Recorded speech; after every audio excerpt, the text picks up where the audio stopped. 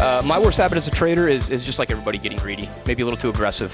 You know, if I have a winning trade, at this point, I know that I don't want to close it out. Try to want to get as much out of it as I can, and so greed would probably be the worst thing that I face. Systematic trading.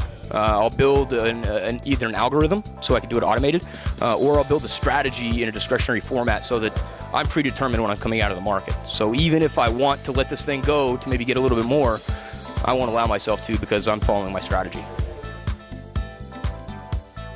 Favorite time of day is London, without a doubt. I wake up at 3 a.m. in New York and have for the last year, just to get this price action in London. This is still the heart and soul of the FX market.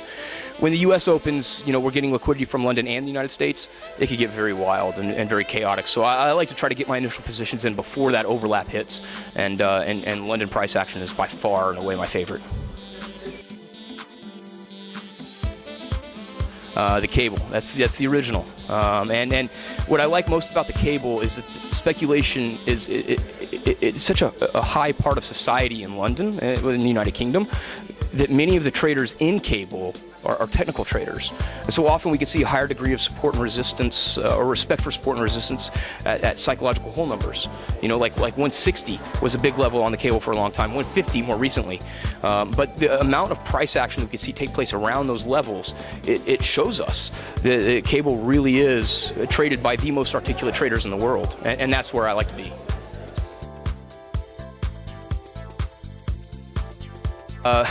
This is going to sound funny, but I look at charts, I build systems, and I work with theory.